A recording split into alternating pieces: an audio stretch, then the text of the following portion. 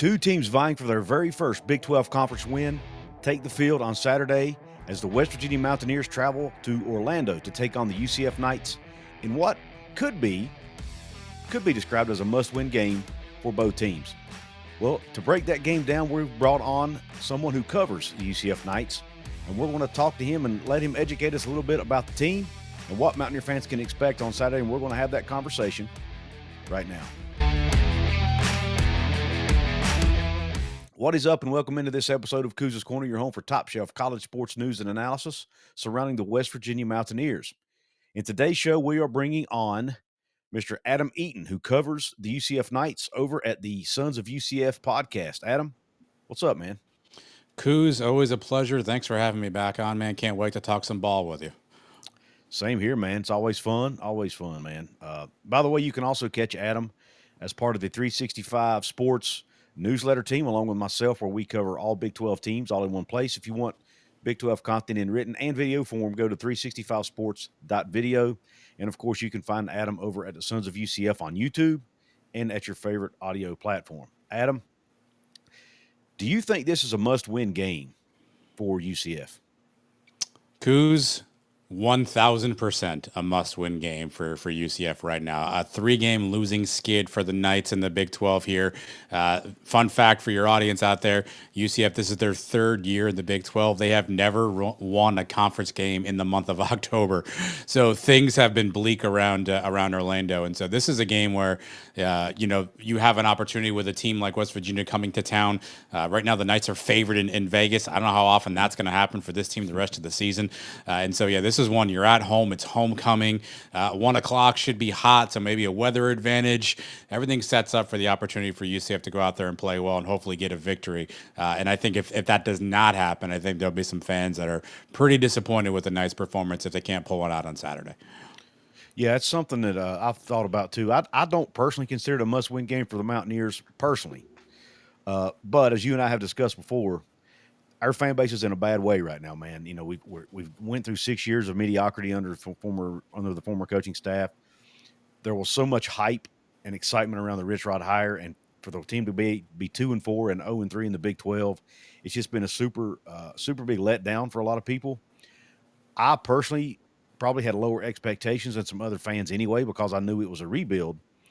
But man, for the sake of this fan base, for the health of this fan base, you could say it was a must-win in that regard, because just like UCF, when you look down the schedule, man, you see teams like Arizona State, you see teams like Texas Tech, you see teams like TCU that West Virginia has to face.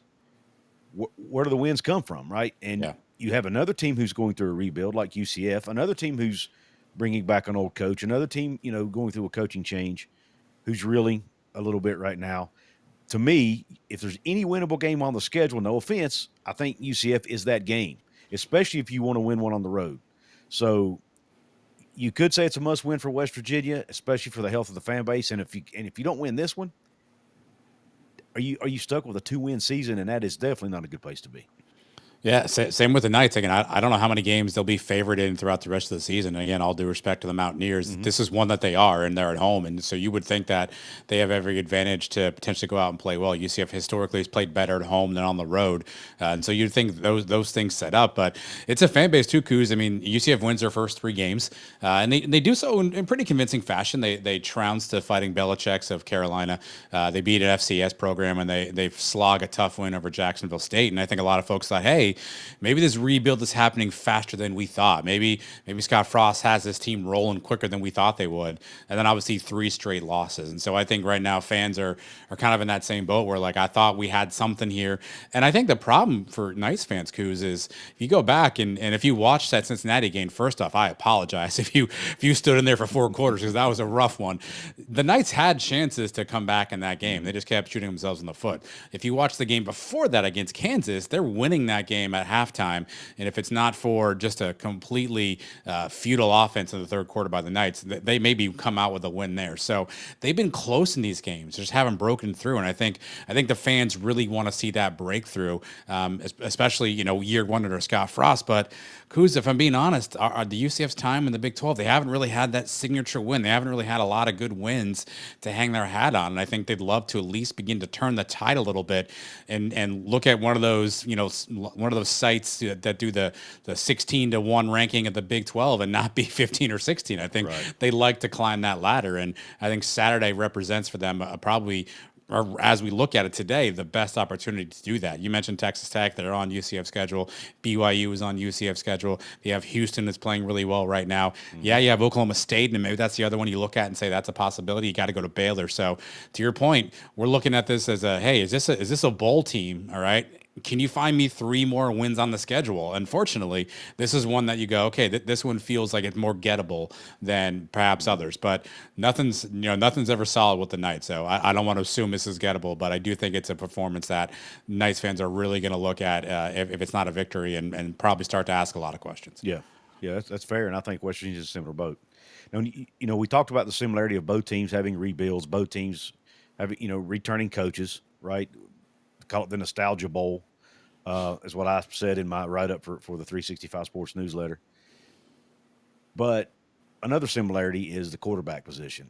Just like West Virginia, UCF has kind of been shuffling through quarterbacks, probably some due to performance and some due to injury, just like West Virginia. So give Mountaineer fans a little bit of your take on the quarterback situation and who you think will start likely for the Knights on Saturday. Yeah, just to recap. So game 1, UCF starts Cam Fancher at quarterback. He lasts all of 27 plays, has a back injury, and is out of the lineup. Taven Jackson comes in, helps him win that ball game, starts the next 2 games, both victories for the Knights. Then they go on the road against Kansas State. Taven Jackson gets banged up, shoulder injury. We bring in Ja'Curry Brown, and then the backup, he gets injured with a shoulder. Taven Jackson comes back in and plays the rest of that game, starts against Kansas, gets injured again against Kansas, and now Cam Fancher starts against Cincinnati. So according to Scott Frost, he said it's an all-hands-on-deck game. Scott Frost not one to reveal a ton of stuff, so who knows what that means. Look, I think that they've seemed to have played the best with Taven Jackson at quarterback. I think he's got a live arm. He can make a lot of throws. He's mobile when he has to be. That offense just has seemed to click the best so far with Taven Jackson. He'll make a couple throws that have you putting your hands over your eyes saying, what are you doing throwing that football? But I think he's given UCF the best chance thus far. I think Cam Fancher's okay. I think UCF can win with him. I just think it's a different kind of win. So while Scott Frost is keeping this close to the chest, I think Taven Jackson probably gets the start if he's healthy, probably represents the best opportunity for the Knights to win on Saturday. Yeah, and for those UCF fans who might be listening, West Virginia is likely going to be rolling out either Khalil Wilkins, who's a redshirt freshman who played the last game against BYU, or true freshman Scotty Fox, who has played some snaps this year, but is yet to be a starter. And again, just like for all, Coach Rod doesn't divulge a lot of information, and he'll put "or" on the depth chart. I mean, he's even got guys on the depth chart who are out for the rest of the season. So UCF hasn't updated their depth chart since week 1, so I don't even know. West Virginia, West Virginia will make little minor changes, but half the time those changes don't even come to fruition on game day. So I don't even pay attention to it anymore at this point. But anyway, what else offensively, as far as skill positions, what players should West Virginia fans be on the lookout for on the UCF side? Yeah, Couz, if the running backs get going, Miles Montgomery, Jaden Nixon, they're a pretty good 1-2 punch. Miles Montgomery is he's the senior, kind of the veteran of the team captain, runs really hard, plays really hard, does not avoid contact, wants to get some contact in there. He's not exactly a burner. He's fast, don't get me wrong, but he's not exactly some sort of a speedster. And Jaden Nixon, on the other hand, is kind of the opposite of that. Jaden Nixon is a one cut and, he's hitting his head on the goalpost kind of guy. I mean, he's got touchdown runs of 50, 60 yards this year. he's a home run hitter for the Knights. Doesn't get as many volume of carries as Miles does, but he's kind of that home run hitter. Those are nice 1-2 punch, but you'll see a lot of Miles Montgomery out of the backfield. Receivers, anybody's guess. Spin the wheel, Couz, and wherever it lands on, cross your fingers, hope to catch the football. The receiving core has not been completely consistent for the Knights this year. Again, bringing together a lot of new players at the same time, 65, 70 players, depending upon whatever number Scott Frost wants to give it a press availability. But nobody's really stepped up at receiver. Dwayne Thomas Jr. wears number 7, bit of a Swiss Army knife. He'll be in the backfield. He'll motion out. He'll get some tunnel screens. He's a speedster. If they can get him going, certainly get some grass in front of him, he can make some plays. Marcus Burke, so far, really the biggest contribution he's brought is he's drawn some pass interference penalties against the opponent. DJ Black, another speedster, but hasn't necessarily held on to the ball. Has a couple of fumbles so far on the year. Probably the most consistent has been tight end Dylan Wade, who was actually injured for parts of the Kansas State and Kansas games. He's probably been the go-to target. So weapon-wise on offense, the receivers are not a unit of strength for the Knights. Now, they have some guys who maybe can make some plays if it's designed up the right way and the play breaks the right way. They can probably make some plays, but there isn't necessarily a playmaker on that wide receiving group that you're going to go, okay, we need to double cover this guy, or we need to be afraid of this guy. They don't have that person, unfortunately, on the roster right now. Yeah, that makes me feel a little bit better because West Virginia, they have struggled as the last couple of weeks. They've struggled to cover the pass very well. So that's one area they need to improve on. Chase Roberts from BYU ate them up when we played them. So maybe that's one area where West Virginia, can actually have a little bit of an advantage. Would be at least on that side of the ball anyway. Hopefully. It's possible. The leading receiver for the Knights, Dwayne Thomas, I think he has 249 yards on the year. So that's our leading receiver. So they do spread the ball around, but again, I don't think there's any one player that you go, okay, this guy is going to hurt us. We have to really kind of key on him. Couz, I will say all of this though depends on UCF's offensive line. Yeah. And before I get to that, I have to at least mention this is a unit that's gone through a lot of stuff off the field. For those who aren't aware, offensive line coach Sean Clark, previously coached at Appalachian State, I know has ties to West Virginia. Couz tragically passes away in the middle of the season unexpectedly. And so that unit's just dealing with a lot, the loss of their coach, loss of their leader. And so it's been a tough go for that offensive line group, but they have not had a ton of success, particularly in the run block game. They've been kind of swinging guys in and out. Five guys have essentially rotated, if you will, throughout, and then they bring in 2 other guys. It's a bit of a hodgepodge on that O-line, and they just hasn't been consistent. So if they can get good push up front, protect the quarterback, and get a little bit of a crease for either Miles or Jaden Nixon, it'll be helpful for the Knights. But this offense has largely lagged behind because of that O-line. A lot of false start penalties, a lot of pre-snap stuff, and it's tough, Couz, because it's frustrating because you feel for that group. They're going through a lot. That there's a lot of stuff off the field that's probably way more important that's on their mind than the snap count. But also UCF hasn't really been able to get a rhythm up front, and I think that's been most of the problem with them not being consistent on offense throughout the season. Yeah, that's fair. And again, our hearts go out as West Virginia. Like you said, he has ties to the state, knows Rich Rod really well. I'm sure he knows a lot of the staff really well. So, matter of fact, West Virginia has a player or an assistant coach rather who, and a player for that matter, who played and coached for Sean Clark or coached with and played for Sean Clark. So, definitely some ties not only to the state but to the program.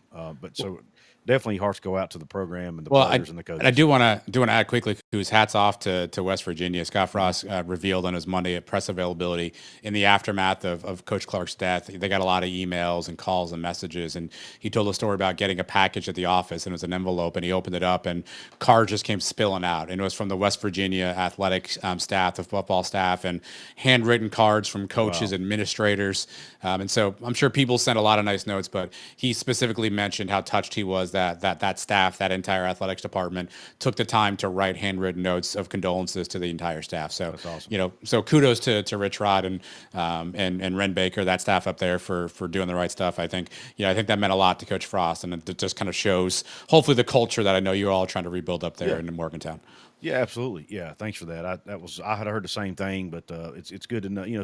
Some things are bigger than football. Yeah, and I think those guys get it. But you mentioned the offensive line, and ironically, that's West Virginia's weakness too on the offensive side, which we'll get to in a minute. But West Virginia defensively up front, I mean, they've been okay. They haven't been stellar. They played good the first I say the first quarter of the season. Not as good since they've gotten into Big 12 play. They haven't gotten a sack in 2 weeks. They've gotten some pressure here and there, but they played a lot of mobile quarterbacks too, which has hurt. But have been able to get guys on the ground. Maybe this is the week they can do a little bit better as far as getting pressure on the QB.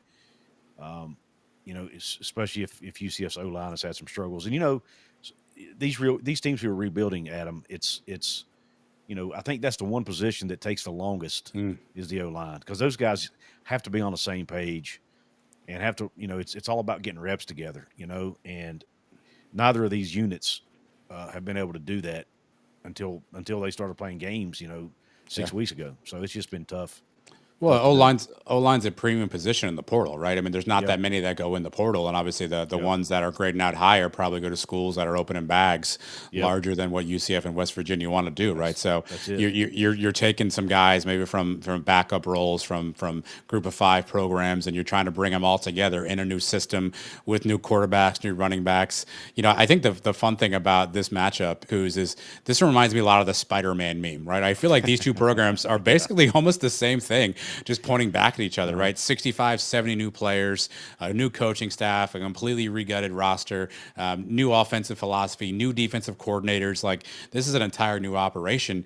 And I've been trying to, how do you contextualize what you're seeing from UCF, what you're seeing from the Mountaineers? Because there aren't too many programs going through this. I think if I have this right, Couz, West Virginia, UCF, and North Carolina, I think had the 3 greatest roster turnovers year over year. And you sort of, if that's kind of the class you're in, you sort of see West Virginia's hanging in there, UCF's hanging in there, Carolina, it feels like the wheels have fallen off. So Purdue in the mix too, and they're struggling. There you go. It's a tough road to hoe, Couz, and hats off to both programs. I think continue to try to fight there. But you're right, offensive line, defensive line, large human beings aren't just growing on trees, and if they are growing on trees, they're getting bags full of money to go to big places. And so I think programs like UCF and West Virginia are doing the best they can. But you're absolutely right; it's going to probably take a long time for that unit to gel together. And then don't, for heaven's sake, don't have an injury, right? Because then everything is thrown apart, because now you've got somebody else in there new. So it's been a war of attrition, I think, and I'm curious to see how both lines hold up on Saturday when they get a chance to face each other. Speaking of injuries, are there any major injuries that you know of? I know you said Scott Frost doesn't share a lot of that, but any injuries of guys who won't be playing in this game that may have otherwise? Yeah, Jaden Williams, a transfer safety, has only played in basically 5 quarters, I think, this year. He was slated to start. He has a broken thumb. He won't be in this game. That's a big loss for the Knights. Horace Lockett, who is a big man in the middle, a Georgia Tech transfer, goes 355 pounds, toric pec muscle. He's out for the season as well. He would have been a big kind of run stuffer in the middle there for that Knights D line. He won't play as well. And then again, quarterbacks, Javen Jackson, Ja'Curry Brown, both with shoulder injuries. We don't know how healthy they are. Cam Fancher had a back injury. Don't know how healthy he is. So the quarterbacks are probably just like any football player, Couz, probably 80% at this point in the season. But we'll see what level of health those guys are at. Outside of that, I think UCF's been fairly lucky from a health perspective. But, I mean, Lockett and Williams are 2 names on the defense that they're going to miss a ton. Okay. Thanks for that. We're going to take a commercial break, and after we do, we're going to come back and we're going to flip sides of the ball. We're going to talk about West Virginia's offense against the UCF defense. So stick around. We'll be right back. Your season, your shot. The NFL season is rolling, and every touchdown can bring you closer to a payout with DraftKings Sportsbook, an official sports betting partner of the NFL. From first touchdown scorer to anytime TD props or the thrill of live in-game betting, every snap is loaded with opportunity. New customers, this one is for you. Bet just $5 and get $200 in bonus bets instantly. Plus, score over $200 off NFL Sunday Ticket from YouTube and YouTube TV. Download the DraftKings Sportsbook app and use code COUZ. That's code COUZ to get $200 in bonus bets instantly when you place your first $5 bet. Gambling problem? Call 1-800-GAMBLER. In New York, call 877-8-HOPE-NY or text HOPE-NY 467-369. In Connecticut, help is available for problem gambling. Call 888-789-7777 or visit ccpg.org. Please play responsibly on behalf of Boot Hill Casino and Resort, Kansas. 21 plus age and eligibility varies by jurisdiction. Fees may apply in Illinois, void in Ontario. Bonus bets expire 7 days after issuance. See sportsbook.draftkings.com/promos. NFL Sunday ticket offer for new subscribers only and auto renews until canceled. Digital games and commercial use excluded. Restrictions apply. Additional NFL Sunday ticket terms at youtube.com/go/NFL Sunday ticket/terms. Limited time offer.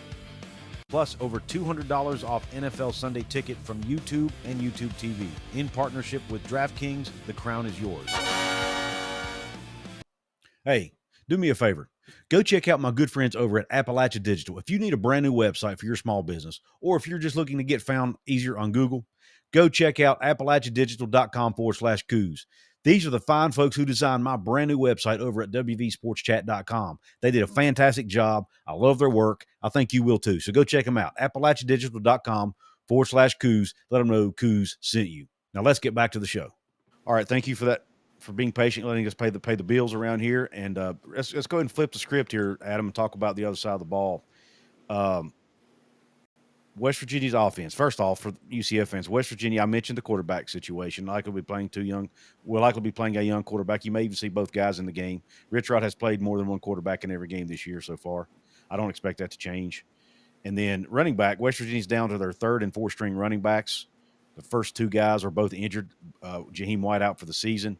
Yeah. Ty Edwards, the guy who ran for 140 yards against Pitt, got injured in that game and has yet to return. He ran the ball twice against BYU, but just wasn't 100%.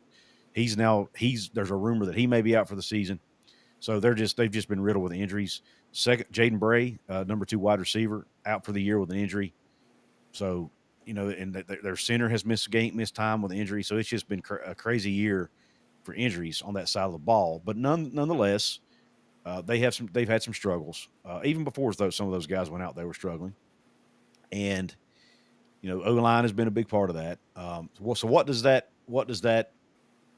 I mentioned how they're having a hard time gelling together, but what does that UCF D-line look like that will be facing that West Virginia O-line this Saturday? Yeah, they got some speed on the edge, Couz. They got two guys, Nigel Lee Kelly, Malachi Lawrence, who are kind of fast, twitchy edge guys coming off both the right and left side. So they got some speed off the edge. If they can get a step on either tackle, I mean, they'll get in the backfield and cause some havoc. Now, UCF hasn't had a ton of sacks this season, but those two guys, if they get the motor going, they can get in the backfield and cause some havoc. In the middle of the field, again, the loss of Horace Lockett is big for the Knights, but they have some other big guys in there. Rodney Laura, a transfer from North Carolina, has been playing really well. John Walker, 3-year player for the Knights, is playing pretty well also. So they've got some beef up front. I would say their edges, again, if they can get their motor going, they get around that edge. They're fast guys. Nigel Lee Kelly, I want to say, goes 6'4", kind of a long, lanky defensive end. So they can wreak some havoc if they get in the backfield. I mean, this UCF defense has been relatively stout against the run. I mean, linebackers specifically have been doing a great job filling the holes up front too. So I would say the D line is definitely a strength of UCF. Now, the only challenge with that is depth, right? So can they sustain a 4-quarter game, particularly if they're getting pushed around by an O-line? So that's one area of opportunity where the rotations are getting smaller and shorter. Guys are getting nicked up, dinged up, and so can UCF maintain the depth on that D line? But I feel like if it's a big third down and it's late in the game and you need one pressure,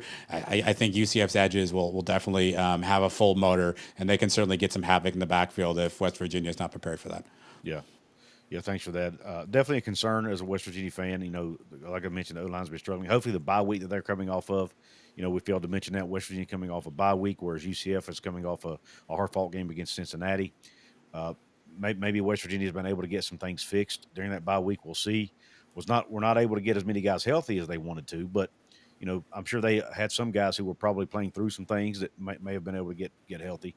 So we'll see if West Virginia's O-line can step up and how well they do against that really good UCF D-line. And if West Virginia's offense is able to move the ball at all, Rich Rod likes to go fast. So late in the game, like you mentioned, the depth, will they hold up late in the game? So it should be a good matchup to watch, keep an eye on. As far as, what's the back end of the defense, what's that looking like for the Knights right now? Yeah, I think linebacker is a position of strength for the Knights. Number 20, Lewis Carter, an Oklahoma transfer. You'll see him all over the field. He just makes plays. He's just everywhere. He's always around the football.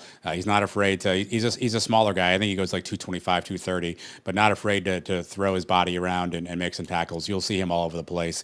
You'll also see number 2, Philip Dunham. He's a safety for the Knights. He's another kid. He's 6'1", probably 185, soaking wet, but he's not afraid to get into the run game, make some hits, make some plays, and so they're aggressive. They're physical. They definitely want to hit you, and they'll do that. I think the one advantage UCF has defensively is they got some speed on defense. Couz. I mean, they're secondary, their linebackers. They're fast. They're quick. I think UCF's 26th in the nation in scoring defense, 24th in the nation in sort of yards given up. So if you average that, they're a top 25 defense statistically, which is a surprise to many because those who aren't aware, the coordinator is Alex Grinch, who is a name a lot of college football fans probably know. Sort of got disavowed from USC, if you will, and disappeared for a period of time. He's back at UCF, and he's got this defense humming along pretty well. So far, the other thing I've been really impressed with, Couz, and I knock on wood because I hate to say this out loud and jinx it, but UCF's been pretty solid tackling, which seems like a very basic fundamental of football, but it's something that they've struggled with in the past. And this year, you haven't seen a lot of the areas of opportunity in the tackle game. It seems like they've been able to get guys on the ground the first pass through. So, they'll run, they'll hit. I wouldn't say they have guys on the edge that are going to be absolute lockdown corners, but they can play some defense now, and they can definitely defend you. But I think they rely on their speed and their aggressiveness and their attacking style to make some plays, and then hopefully get teams behind the chains and hope for good things as well too. So it's a top 25 defense statistically. You may watch it and go, I don't know if I see that, but at the end of the day, the numbers bear out. They hold Cincinnati to 20, and that's a team that put up a ton of points against Kansas. Speaking of Kansas, you hold them to 27, although technically really only 20 because UCF fumbled on the 1 yard line and Kansas basically just fell into the end zone for a touchdown. And so two explosive offenses, they've been able to shut down, at least control back-to-back weeks. So I think if this defense is humming and they typically play better at home, I think they'll be a good unit, a good mix. But I don't think they face the level of tempo that you may see out of Rich Rod. I don't know. I think Kansas goes kind of fast, but I think West Virginia may be a different style of tempo that they haven't seen so far this season. Yeah, Rich Rod's goal is to be the fastest team in the country, and he wants to run at least 90 plays a game, minimum. Now they haven't been able to do that because they've been getting 3 and outs so often, and that's been the downfall. Actually, the offense has been on the field. When you go fast like that, and you're snapping the ball every 15 seconds, and you go 3 and out 4, 5, 6 times in a row, your defense is on the field a ton. And I think the West Virginia's defense have played well first really 3.5 games of the season. Second half of that Kansas game, they kind of fell apart, and it's been downhill ever since. Kind of makes me wonder, though, was it because they were just getting worn down from being on the field so much, right? So maybe this bye week will help them in that regard. So I expect this because it seems like the weakness of both of these teams is the offensive side of the ball. So this could be one of those 17-14 or 24-21 games. You know what I mean? It could be a low-scoring affair. Of course, I say that, watch them go out and put up 35 apiece. Yeah. But I mean, that's the crazy thing about college football. But yeah, both of I don't expect either of these offenses to set the world on fire. And the defenses, I think, have been the strongest of the two. West Virginia's defense has had their struggles, don't get me wrong, but they have outplayed the offense so far this year anyway. Yeah, look, there's no disputing it. The UCF's defense is by far the better unit on this team right now. And offensively, you just hope they can kind of figure it out. They sort of, threw a perfect game, if you will, to borrow a baseball analogy, against North Carolina. I mean, they had great play calls, great tempo. But again, UCF fans left that game thinking great about their offense and now realizing how bad North Carolina's defense was. Perhaps that was a bit of a fool's gold. So to your point, it's a mixed bag. UCF scored 20, 20, and 11 so far in Big 12 contest. And this is a UCF team, for those who've heard the name for a long time and remember UCF. This was a team that was scoring 40 and 50 points under the first Scott Frost regime. Continue that trend under Josh Heupel, and now they're barely eking out 20 points a game. It's not the same offense you may be used to if this is the first time, or if you were thinking back to, hey, I know I've heard UCF before. This is not UCF fast anymore. I think we call ourselves UCF feeble or UCF frugal because it's a methodical approach. And at times, my favorite stat of all time, Couz, you've been covering football for a long time. You know a lot of football. Against Cincinnati, UCF put up a 17-play drive that took 9 minutes off the clock. Yeah. only gained 40 yards and resulted in a punt. How often have you How seen in the world that? is that? How often have you seen that Holy happen? So cow! that's the UCF offense that Oh you man, may get a chance to see on Saturday. and that's something because that's not really what Scott Frost is known for, is it? No, it's I mean, and that's part of, I know again the Spider-Man meme, right? Like Hmm. both schools welcoming back, somebody who's had a lot of success there. And the Scott Frost you see today is I don't think is anywhere close to the Scott Frost you saw in 17 and 16 for the Knights. The offense is way different. And it could be just by design. It could be just the parts he has to kind of work with right now. He spent a year with the Rams under Sean McVay, and obviously, they do a lot of interesting things offensively. Is he trying to incorporate that a little bit? But you mentioned something interesting in all of his lead ups to his first game. We asked Scott Frost, "Hey, what's this offense? Hey, UCF fast," and he said, "We're gonna do the right thing for the right game." And basically, I learned that burning my defense out isn't maybe the right way to Hmm. continue to win games, right? To have 3 and outs and be off the Yeah. field in a minute doesn't necessarily bode well from a team perspective. So I think you're seeing a bit of a different Scott Frost now, whether that's by design or because he doesn't have the horses right now. That remains to be seen, but it's definitely not your grandfather's Scott Frost offense. I Yeah. can tell you that. Yeah, yeah. Rich Rod still wants to go fast. Now he did slow it down a little bit against BYU. They weren't huddling much. They were still getting up to the line of scrimmage, but they were taking longer to get the plays in, Hmm. and they were being a little bit more methodical. But they were still trying to go as. But if they get a first down, then they start moving faster and faster. Kind of like in basketball, you see teams when Yeah, they press after a made shot, right? West Virginia's, I think, if they can get first downs, they're going to keep their foot on the throttle. But if they're not getting first downs, a lot of fans were getting irritated because they're like, man, you're putting our defense in a bad spot. Slow down a little bit, but it's just his DNA. That's what he's always done. It's what's made him successful. And in his mind, that's their best chance to win, right? Because nobody yeah, else is doing that. And it's just his answer was we just got to execute better. If we execute better, it works, right?